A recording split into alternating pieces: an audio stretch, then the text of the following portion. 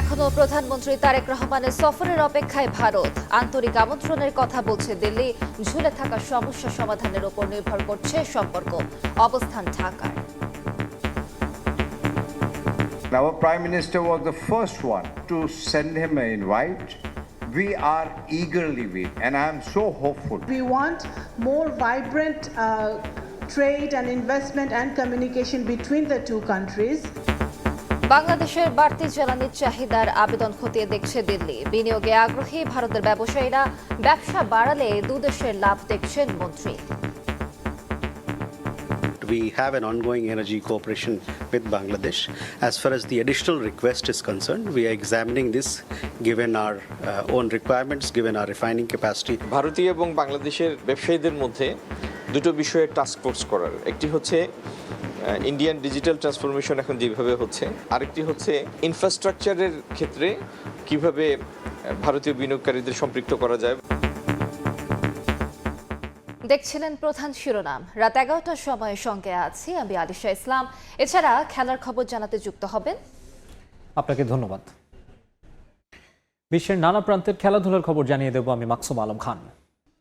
এবার অন্যান্য শীর্ষ সংবাদ। রোহিঙ্গা ফেরতের সংখ্যা নিয়ে মিয়ানমারের বিবৃতির ব্যাখ্যা চায় বাংলাদেশ। রাষ্ট্রদূতকে ডেকে উদ্বেগ জানালো ঢাকা।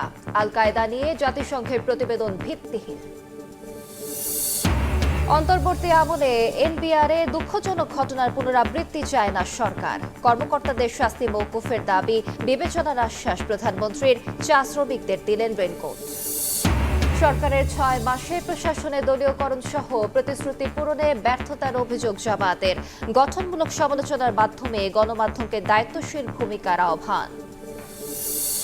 কারাগার থেকে ফোনে কথা বলা সহ কোনো বিশেষ সুবিধা পাচ্ছেন না আওয়ামী লীগের নেতারা, জানালেন মহাপরিদর্শক। জেল থেকে পালানো 600-র বেশি আসামি এখনো পলাতক।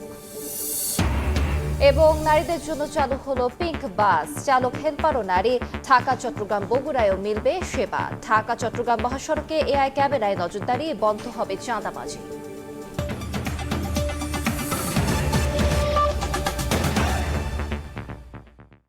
এখনো প্রধানমন্ত্রী তারেক রহমানের সফরের অপেক্ষায় Bharat.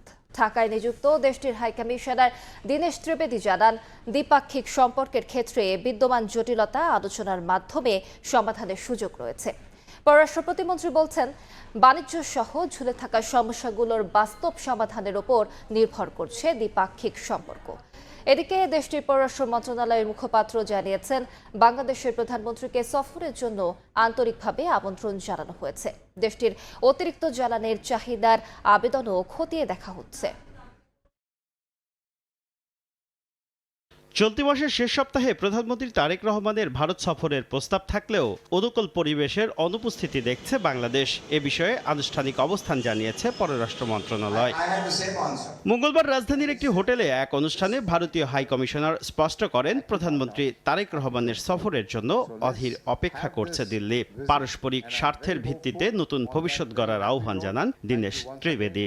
Our Prime Minister was the first one to congratulate him, and he was the first one to send him an invite.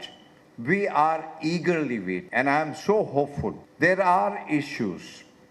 There is no doubt about it.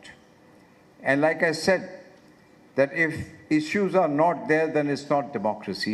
পররাষ্ট্র প্রতিমন্ত্রী জানান, বাণিজ্য সহ ঝুলে থাকা সমস্যাগুলোর বাস্তব সমাধানের উপর নির্ভর করছে দ্বিপাক্ষিক সম্পর্ক। I have assured them that we will try our best to resolve those issues, and we want more vibrant trade and investment and communication between the two countries. And I also convey the message to the government of India, and our is sitting here, that our business visas for Bangladesh to India should be like instant. এদিকে মঙ্গলবার সাপ্তাহিক ব্রিফিংয়ে প্রশ্নের জবাবে ভারতের পররাষ্ট্র মন্ত্রণালয়ের মুখপাত্র বলেন, বাংলাদেশের সঙ্গে গঠনমূলক ও ইতিবাচক সম্পর্ক চায় ভারত। প্রধানমন্ত্রী তারেক রহমানকে ভারত সফরের জন্য আন্তরিকভাবে আমন্ত্রণ জানানো হয়েছে।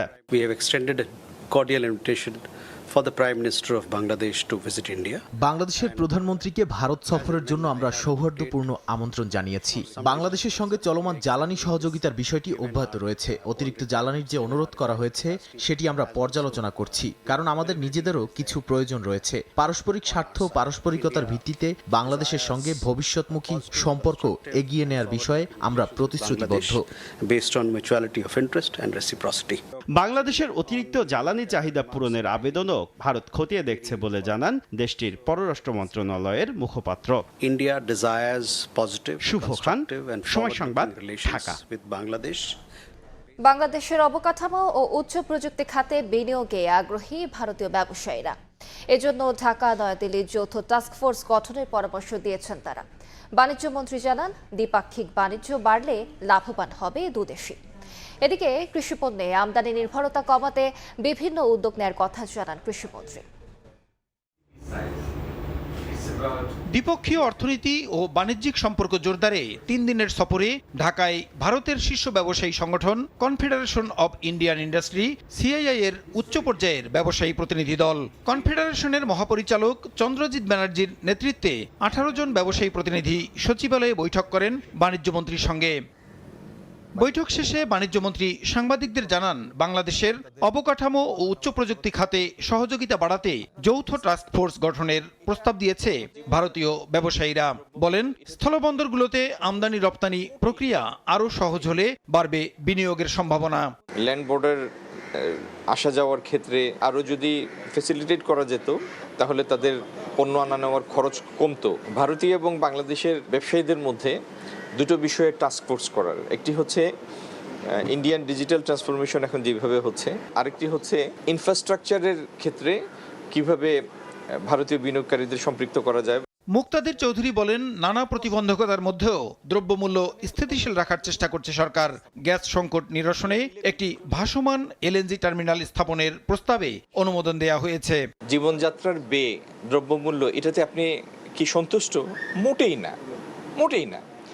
আমি সন্তুষ্ট হব জীবনযাত্রার ব্যয় এখন যা আছে যদি তার থেকে সাবস্টেন্সিয়ালি কমে। যোগাযোগটা যখন স্মুথ হবে, উৎপাদনের জন্য যেটা জ্বালানির নির্ভরতা সেটা যখন নির্ভরযোগ্য একটা অবস্থায় পৌঁছাবে, তখন জীবনযাত্রার ব্যয়টা কমবে।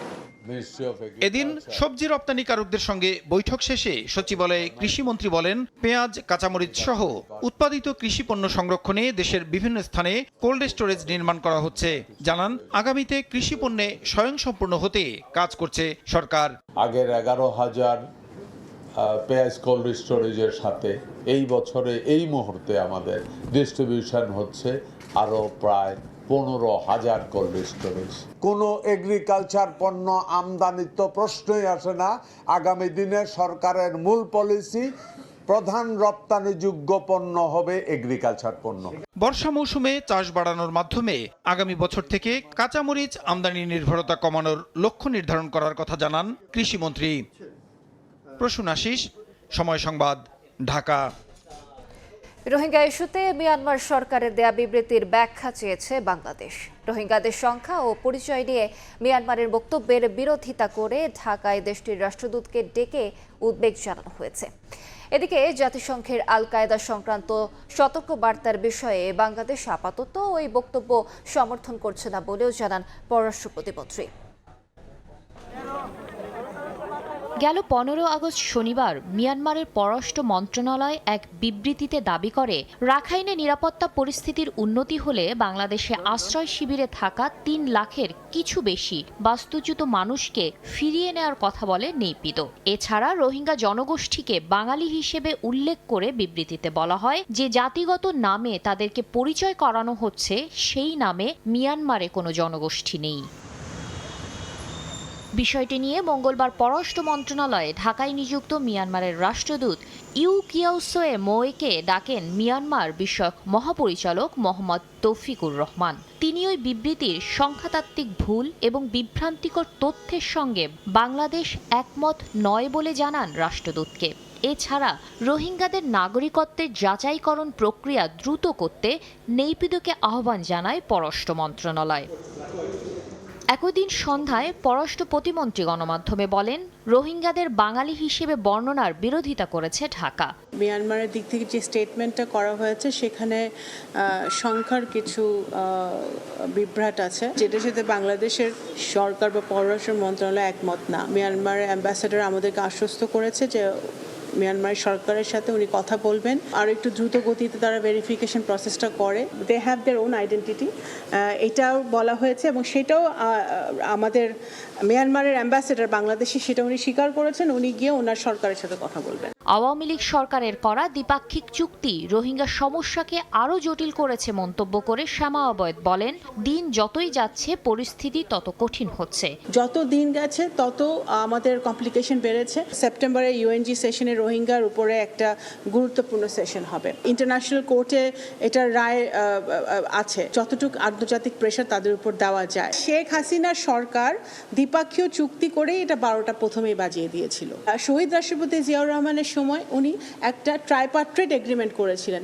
জাতিসংঘ was a very active part of that agreement, সেই জন্য কাজে লেগেছিল, যেটা গত সরকার করতে ব্যর্থ হয়েছে। এদিকে আল কায়েদা সংক্রান্ত জাতিসংঘ নিরাপত্তা পরিষদের বার্তার বিষয়ে পররাষ্ট্র মন্ত্রণালয়ের কাছে কোনো তথ্য নেই বলে জানান শ্যামা অবৈদ। ইসলামিক সশস্ত্র গোষ্ঠী নিয়ে এটা ফ্যাসিবাদী সরকারের অপপ্রচার হতে পারে বলে মন্তব্য করে তিনি বলেন, বিষয়টি খতিয়ে দেখা হবে। কোনো ফ্যাক্টস অ্যান্ড ডেটা নেই যার উপর আমি এটা নিয়ে কথা বলতে পারি। ফ্যাসিবাদ সরকার এটা খুব ভালো করতে পারে এবং এটা তাদেরও একটা প্রপাগান্ডা হতে পারে, তো সুতরাং সেটা আমাদের খতিয়ে দেখতে হবে। জাতিসংঘ সাধারণ পরিষদের সভাপতি হওয়ায় ডক্টর খলিলুর রহমান সংস্থাটির সংশ্লিষ্টদের সঙ্গে কথা বলবেন বলেও জানান পররাষ্ট্র প্রতিমন্ত্রী। আমাদের পররাষ্ট্রমন্ত্রী উনি অবশ্যই ওনাদের সাথে কথা বলবেন। শাতিলা শারমিন, সময় সংবাদ, ঢাকা। অন্তর্বর্তী সরকারের আমলে এনপিআরে দুঃখজনক ঘটনার পুনরাবৃত্তি চায় না সরকার। সে সময় বিভিন্ন স্তরের কর্মকর্তাদের শাস্তি মওকুফের দাবি বিবেচনার আশ্বাস দিয়েছেন প্রধানমন্ত্রী তারেক রহমান। জাতীয় রাজস্ব সম্মেলনে করদাতাদের অনুপ্রাণিত করতে মনোযোগী হওয়ার নির্দেশনা দেন তিনি। সেই সঙ্গে জোর দেন ডিজিটাল কর ব্যবস্থাপনায়। সরকার অপ্রয়োজনীয় খাতে ব্যয় কমানোর চেষ্টা করছে বলেও জানান প্রধানমন্ত্রী। জাতীয় রাজস্ব বোর্ডকে দক্ষ, টেকসই ও জনবান্ধব প্রতিষ্ঠানের রূপ দিতে রাজস্ব সম্মেলন 2026-এর আয়োজন করে এনবিআর। রাজধানীর চিনমোচি সম্মেলন কেন্দ্রে এই অনুষ্ঠানে প্রধান অতিথি হিসেবে যোগ দেন প্রধানমন্ত্রী তারেক রহমান। সঙ্গে ছিলেন অর্থমন্ত্রী আমির খসরু মাহমুদ চৌধুরী। উন্মুক্ত আলোচনায় এনবিআর কর্মকর্তারা নিজেদের অভিজ্ঞতা ও নানা বিষয়ে প্রধানমন্ত্রীকে অবহিত করেন। এ সময় বিগত অন্তর্বর্তী সরকারের আমলে এনবিআরকে 2 ভাগে ভাগ করার প্রশ্নে আন্দোলনকারীদের বাধ্যতামূলক অবসর, বদলি ও বরখাস্তের ঘটনা বোর্ড কর্তাদের পক্ষ থেকে তুলে ধরা হলে সরকার প্রধান বিষয়গুলো বিবেচনায় আনার আশ্বাস দেন। ভবিষ্যতে এরকম কোনো অপ্রীতিকর ঘটনা ঘটবে না। আপনারা যেটি চাইছেন সরকারের কাছে, সরকার অবশ্যই অত্যন্ত গুরুত্বের সাথে এটি বিবেচনা করবে। অনুষ্ঠানে প্রধানমন্ত্রী তারেক রহমান অন্তর্বর্তী সরকারের সময় ঘটে যাওয়া ঘটনাকে দুঃখজনক উল্লেখ করে বলেন, কর্মকর্তা কর্মচারীদের নিরাপদ ও স্বস্তির পরিবেশ নিশ্চিতে কাজ করবে সরকার। এনবিআরে যেই দুঃখজনক ঘটনাটি ঘটেছিল, আমরা চাই সরকারে দায়িত্বে যারা আছেন, সরকারের বিভিন্ন কর্মকর্তাবৃন্দ, আমরা চাই আপনারা নিরাপদে স্বস্তি নিয়ে আপনারা দেশ গঠনে কাজ করুন। আমরা যে কোনো ধরনের বিশৃঙ্খলাকে পরিহার করার চেষ্টা করি। ভবিষ্যতে যাতে এই ঘটনাকে পরিহার করা যায়, বর্তমানে যাতে সকলকে স্বস্তিতে কাজ করার পরিবেশ করে দেওয়া যায়, তার জন্য প্রয়োজনীয় পদক্ষেপ সরকার গ্রহণ করবেন। পতিত ফ্যাসিস্ট সরকার দেশকে ঋণ ও আমদানি নির্ভর রাষ্ট্রে পরিণত করেছিল মন্তব্য করে প্রধানমন্ত্রী বলেন, বৈদেশিক সহায়তা নির্ভর হয়ে ভবিষ্যৎ প্রজন্মের উপর অতিরিক্ত ঋণের বোঝা চাপিয়ে দিতে চায় না তার সরকার। তাই রাজস্ব আদায়ে অভ্যন্তরীণ আয়ের ক্ষেত্র ও উৎস বাড়াতে জোর দেন সরকার প্রধান। ফ্যাসিবাদ মুক্ত বাংলাদেশে এবার আমাদের ঘুরে দাঁড়ানোর পালা, অর্থাৎ বাংলাদেশের ঘুরে দাঁড়ানোর পালা। দেশের জনগণ বর্তমানে এনবিআরকে একটি নির্ভরযোগ্য এবং বিশ্বস্ত প্রতিষ্ঠান হিসাবে প্রত্যাশা করে। দক্ষ এবং টেকসই রাজস্ব ব্যবস্থাপনার মাধ্যমে জন আস্থা অর্জন সম্ভব। বর্তমান সরকার এনবিআর তথা রাজস্ব কাঠামোকে জনবান্ধব হিসাবে গড়ে তুলতে চায়। অপ্রয়োজনীয় খাতে ব্যয় কমাতে বর্তমান সরকার চেষ্টা করছে বলে জানান প্রধানমন্ত্রী। বলেন, সাধারণ মানুষ যেন স্বেচ্ছায় কর প্রদানে স্বাচ্ছন্দ্য বোধ করে, তাই কর আদায় পদ্ধতি সহজ এবং দুর্নীতি ও হয়রানিমুক্ত হওয়া প্রয়োজন। কর ব্যবস্থাপনা কিংবা কর আদায় পদ্ধতি সহজ এবং দুর্নীতি ও হয়রানিমুক্ত হওয়া প্রয়োজন, যাতে মানুষ স্বেচ্ছাপ্রণোদিত হয়ে কর আদায় স্বাচ্ছন্দ্য বোধ করেন। একই করদাতাদের ওপর বারবার করের বোঝা বাড়িয়ে রাজস্ব বৃদ্ধির নীতি খুব সম্ভবত টেকসই পদ্ধতি নয়, বরং কর প্রদানে সক্ষম ব্যক্তিদেরকে শনাক্ত করে তাদেরকে যথাযথ নিয়মে করের আওতায় আনার ব্যবস্থা করার কার্যক্রম উদ্যোগ গ্রহণ করা বোধহয় অত্যন্ত প্রয়োজন। রাষ্ট্র ক্ষমতায় আসার পর হতে 6 মাসে এনবিআর এর রাজস্ব আহরণের পরিমাণ ইতিবাচক ছিল বলেও জানান প্রধানমন্ত্রী তারেক রহমান। পরে জাতীয় রাজস্ব বোর্ডের বিভিন্ন স্টল পরিদর্শন করেন সরকার প্রধান। আহমেদ সালেহীন, সময় সংবাদ, ঢাকা। নিবন্ধিত 1,30,000 চা শ্রমিককে রেইনকোট দেবে সরকার। প্রাথমিকভাবে দেয়া হলো 20,000 রেইনকোট। দুপুরে সচিবালয়ে 10 শ্রমিকের হাতে রেইনকোট তুলে দেন সরকার প্রধান। এ সময় উচ্ছ্বাস প্রকাশ করেন শ্রমিকরা। রাষ্ট্র পরিচালনার দায়িত্ব নেওয়ার পর প্রধানমন্ত্রী মৌলভীবাজার সফরে যান গেল জুনে। তুমুল বৃষ্টির মধ্যে চায়ের রাজধানী শ্রীমঙ্গলে চা শ্রমিকরাও যোগ দেন সরকার প্রধানের কর্মসূচিতে। সে সময় বর্ষা মৌসুমে চা পাতা সংগ্রহ আরও সহজ করতে চা শ্রমিকদের রেইনকোট দেওয়ার পরিকল্পনা নেয় সরকার। মঙ্গলবার বিকেলে সচিবালয়ে মন্ত্রিপরিষদ বিভাগে 10 চা শ্রমিকের হাতে রেইনকোট তুলে দেন প্রধানমন্ত্রী তারেক রহমান। মৌলভীবাজার ছাড়াও সিলেট, হবিগঞ্জের সংসদ সদস্যরা উপস্থিত ছিলেন। পাশাপাশি ছিলেন রেইনকোট সরবরাহ করা বেশ কয়েকটি কর্পোরেট প্রতিষ্ঠানের কর্মকর্তাও। প্রধানমন্ত্রীর হাত থেকে রেইনকোট নিয়ে উচ্ছ্বাস প্রকাশ করেন চা শ্রমিকরা। বলেন, বর্ষায় কাজ করতে গিয়ে রোগ থেকে রেহাই মিলবে। আমরা পলিথিন পরতাম, এখন আমাদের যে সরকার রেইনকোট দিয়েছে, আমরা অনেক ধন্যবাদ। প্রধানমন্ত্রী আমাদেরকে ডেকেছে, সরাসরি কথা বলেছেন, আমাদের দুঃখ সুখ নিয়ে কথা বলছেন। এটাই আমরা জীবনে উনার ঋণ শোধ করতে পারবো না। এত আদর সম্মান করেছে, তা কি ভাষায় আপনাদের বুঝাবো, আপনার কোনো ভাষা নাই। আমরা খুব আনন্দিত, খুব খুশি। সমাজ কল্যাণ মন্ত্রী জানান, প্রাথমিকভাবে 20,000 রেইনকোট বিতরণের কার্যক্রম শুরু করলো সরকার। প্রধানমন্ত্রী অনুধাবন করেছেন যে চা শ্রমিকদের এই কাজ করতে গেলে তাদের সত্যিকার অর্থে বৃষ্টি থেকে নিরাপদ রাখা, যাতে অসুখ বিসুখ কম হয়। 20,000 রেইনকোট আজকে উনি বিতরণ করেছেন। 1,30,000 রেজিস্টার্ড চা শ্রমিক আছে। আমাদের ইচ্ছা যে সবাইকেই রেইনকোট দেওয়া। শ্রমিক কল্যাণে কর্পোরেট প্রতিষ্ঠানগুলোকে আরো বড় পরিসরে এগিয়ে আসতে সরকারের পক্ষ থেকে আহ্বান জানান মন্ত্রী। এই কর্মসূচি বাস্তবায়নের জন্য মুরসালিন হক জুনায়েদ, সময় সংবাদ, ঢাকা। 6 মাসে জনগণকে দেয়া প্রতিশ্রুতি পূরণে সরকার ব্যর্থতার পরিচয় দিয়েছে বলে মন্তব্য করেছেন জামায়াতের সেক্রেটারি জেনারেল মিয়া গোলাম পরোয়ার। সরকারের 6 মাসের কর্মকাণ্ডের মূল্যায়ন নিয়ে সংবাদ সম্মেলনে এই কথা বলেন তিনি। প্রশাসনে দলীয়করণের মাধ্যমে সরকার পুরনো ফ্যাসিবাদের পথে হাঁটছে বলেও মন্তব্য করেন এই জামাত নেতা। সরকারের 6 মাসের কাজের মূল্যায়ন নিয়ে রাজধানীর মগবাজারের আল ফালা মিলনায়তনে জামায়াতের সংবাদ সম্মেলন। উপস্থিত ছিলেন দলটির বিভিন্ন পর্যায়ের জ্যেষ্ঠ নেতারা।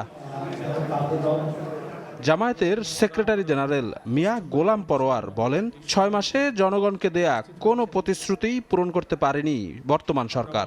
বাস্তবে খাদ্য, বাসভাড়া, পরিবহন, নিত্য প্রয়োজনীয় ব্যয়ের চাপ নিম্ন মধ্যবিত্ত পরিবারের আয়কেই ক্রমশ চাপে ফেলছে। ফলে মানুষের প্রকৃত ক্রয় ক্ষমতা কমছে। সরকার অ্যাকর্ডিং টু হিজ কমিটমেন্ট সরকার ব্যর্থ, মোটা দাগে ব্যর্থ, এবং সে ফ্যাসিস্ট সরকারের পথ ধরেই হাঁটছে। এ সময় সরকারের গঠনমূলক সমালোচনা করে গণমাধ্যমকে দায়িত্বশীল ভূমিকা পালনের আহ্বান জানান জামায়াত সেক্রেটারি। সরকারের তোষণ করার এক শ্রেণীর মিডিয়া থাকবে, এটা দুঃখ আর দুর্ভাগ্য ছাড়া আমাদের কিছু করার নেই। আমরা মনে করি সত্যকে সত্য বলতে হবে, এটার নাম সাংবাদিকতা। যেসব পত্রিকার সফলতাই শুধু দেখে, তো আমাদের এই গ্যাস, জ্বালানি, দ্রব্যমূল্য, ক্যাম্পাসের সহিংসতা, গণভোটের গণরায় না মানা, দলীয়করণের যে সমস্ত দলিল, তথ্য, ছবি সাংবাদিক সবার কাছেই আছে, এটা কোনো জবাব দিক। জনস্বার্থ রক্ষায় সংসদ ও রাজপথে জামায়াত দায়িত্বশীল বিরোধী দলের ভূমিকা পালন করবে বলে জানান এই নেতা। সরকারের প্রত্যেকটি মন্ত্রণালয় এবং বিভাগে আমরা ব্যর্থতার দৃশ্যই শুধু চোখে দেখতে পাচ্ছি। শফিক মুন্সি, সময় সংবাদ, ঢাকা। ঢাকা, চট্টগ্রাম ও বগুড়ায় যাত্রা শুরু করলো নারী বাস সার্ভিস। প্রাথমিকভাবে রাজধানীতে 10টি বাস নিয়ে যাত্রা শুরু করলো এই বাস সার্ভিস। বাস চালানোর জন্য 15 জন নারীকে প্রশিক্ষণ দেওয়া হয়েছে। কর্মজীবী নারীদের যাত্রা সহজ ও নিরাপদ করতেই সরকারের এই উদ্যোগ বলে জানিয়েছেন সড়ক পরিবহন ও সেতুমন্ত্রী। কর্মব্যস্ত নগরী রাজধানী ঢাকায় চলাচল করেন প্রায় 10 লাখ কর্মজীবী নারী। গণপরিবহনে ওঠানামায় রীতিমতো যুদ্ধ করতে হয় তাদের। কখনো ঘন্টার পর ঘন্টা অপেক্ষার পরও মেলে না কাঙ্ক্ষিত গন্তব্যের বাস। কর্মজীবী নারীদের নিরাপদ ও স্বাচ্ছন্দ্যময় যাতায়াত নিশ্চিতে নির্বাচনী ইস্তেহারে আলাদা মহিলা বাস সার্ভিস চালুর ঘোষণা দেয় বিএনপি। এরই ধারাবাহিকতায় মঙ্গলবার সকালে রাজধানীর তেজগাঁও বিআরটিসি বাস ডিপোতে উদ্বোধন করা হয় নারীদের জন্য আলাদা মহিলা বাস সার্ভিস। প্রাথমিকভাবে রাজধানীতে 10টি বাস নিয়ে যাত্রা শুরু করলো এই সার্ভিস। বাস চালানোর জন্য 15 জন নারীকে প্রশিক্ষণ দেওয়া হয়েছে। আমি একজন নারী হয়ে আরো 5-10টা নারীকে 100টা নারীকে আমি বাসে করে তাদের যাত্রা করে নিয়ে দেবো তাদের গন্তব্যস্থলে। এটা আমার কাছে অনেক গর্বের একটা বিষয়। প্রশিক্ষণ দিয়ে আমাদেরকে সফলভাবে আমরা উত্তীর্ণ হয়ে আমরা এখানে আসি। সরকারের উদ্যোগকে স্বাগত জানান নারী যাত্রীরাও। এর আগেও রাজধানীতে নারীদের জন্য আলাদা বাস সার্ভিস চালু করা হলেও তা বন্ধ হয়ে গেছে অল্প দিনের মধ্যে।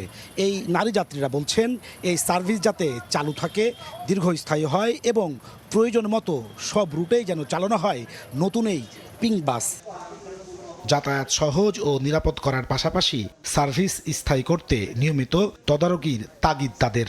মেয়েদের জন্য যে আলাদা করে বাস দেওয়া হয়েছে এটা খুবই একটা ভালো উদ্যোগ। মেয়েরা অনেক সেফলি যেতে পারবে। বন্ধ হবে এটা তো আমরা আসলে ভাবছি না। আমরা আশা রাখি যে বাসের সংখ্যা আরও বাড়ানো হবে, কারণ এখন কর্মজীবী নারী স্টুডেন্টের সংখ্যা কিন্তু অনেক বেশি। এটা আমাদের জন্য খুবই একটা আনন্দের বিষয়, কারণ আমাদের মেয়েদের জন্য এটা অন্তত সেফটি।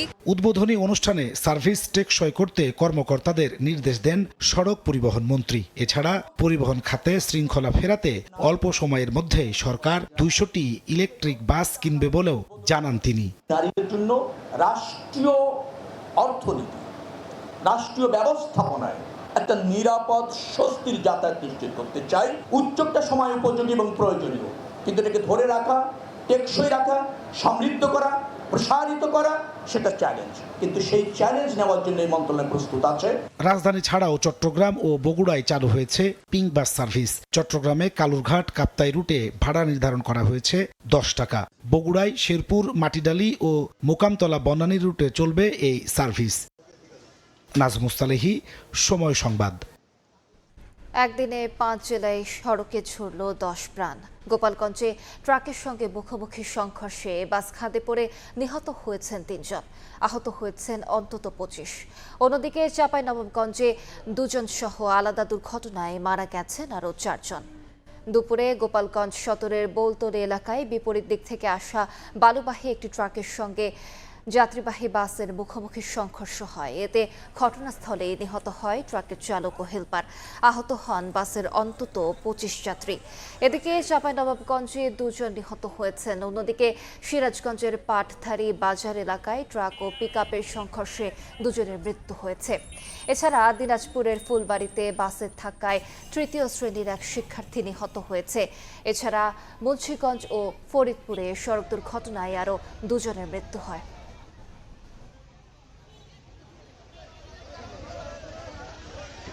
স্টিলটেক মানে গুণগত মানের নিশ্চয়তা। It's all about stainless style. রাত 11টার সময় আরও থাকছে। ইরানের সঙ্গে সমঝোতা চুক্তির মেয়াদ বাড়াতে চান না ট্রাম্প। তেহরানকে আত্মসমর্পণের আহ্বান, ওমানে বোমা হামলার হুমকি, আলোচনার দাবি প্রত্যাখ্যান আইআরজিসির। আরএফএল ওয়াটার পাম্পের রোটর এখন আরো উন্নত আর বিদ্যুৎ সাশ্রয় হয় 20% পর্যন্ত। এবার বাণিজ্য সংবাদ।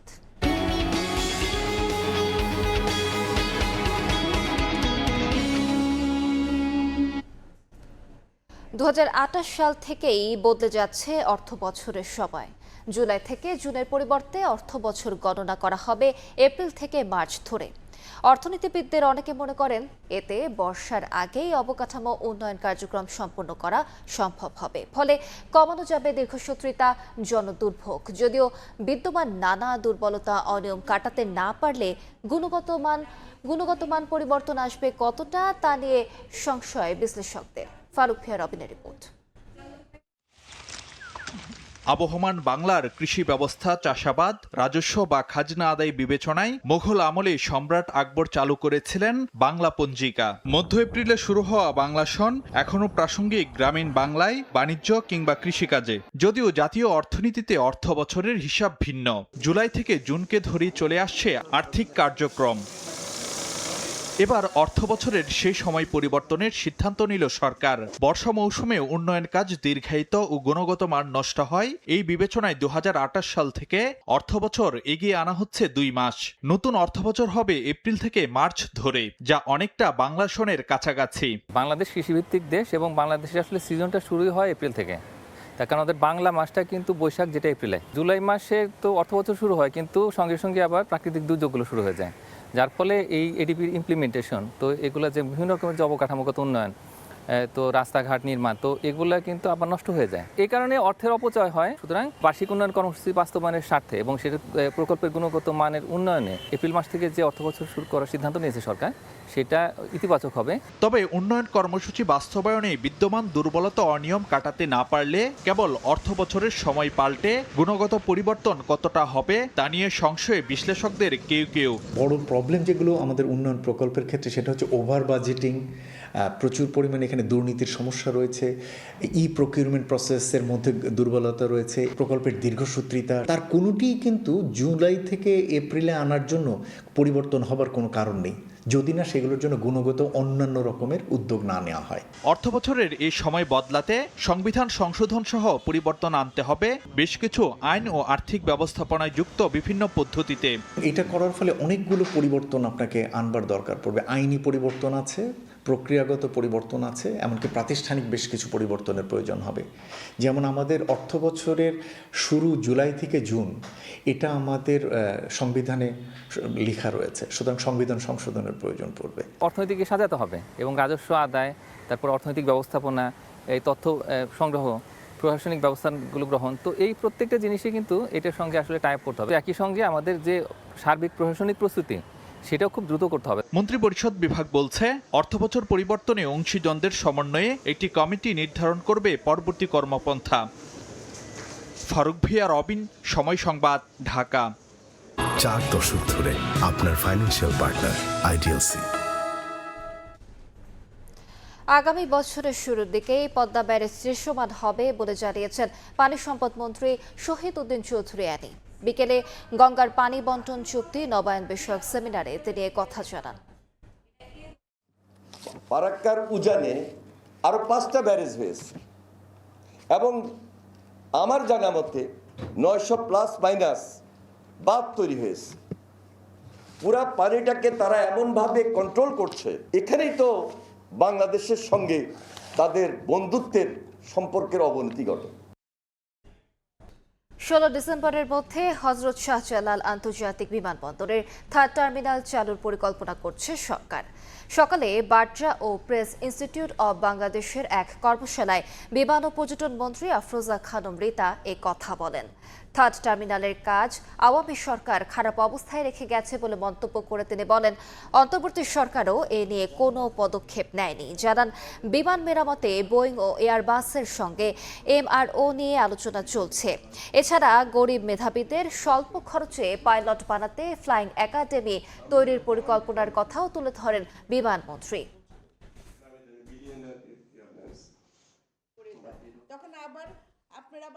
দেখছেন রাত 11টার সময়। ইরানের সঙ্গে সমঝোতা চুক্তির মেয়াদ আর বাড়াতে চান না যুক্তরাষ্ট্রের প্রেসিডেন্ট ডোনাল্ড ট্রাম্প। তেহরান চুক্তি চাইলেও শর্ত মেনে নিতে প্রস্তুত নয় বলেও দাবি করেছেন তিনি। একই সঙ্গে ইরানকে আত্মসমর্পণের আহ্বান জানিয়েছেন মার্কিন প্রেসিডেন্ট। ফক্স নিউজকে দেয়া এক সাক্ষাৎকারে যুদ্ধ বন্ধের পথে বাধা হয়ে দাঁড়ালে মিত্র ওমানে বোমা হামলার হুমকিও দেন ট্রাম্প। বলেন, ওমান যদি তার প্রশাসনের ইরান আলোচনায় বাধা দেয় তাহলে দেশটিতে হামলা চালানো হবে। তবে কী ধরনের কর্মকাণ্ডকে তিনি বাধা হিসেবে দেখছেন তা স্পষ্ট করেননি মার্কিন প্রেসিডেন্ট। এরই মধ্যে প্রতিরক্ষামূলক অবস্থান থেকে আক্রমণাত্মক কৌশলে যাওয়ার ইঙ্গিত দিয়েছে মোস্তফা প্রশাসন। পাশাপাশি যুক্তরাষ্ট্রের সঙ্গে আলোচনা চলছে ট্রাম্পের এমন দাবি প্রত্যাখ্যান করেছে আইআরজিসি। که ارتش متجاوز آمریکا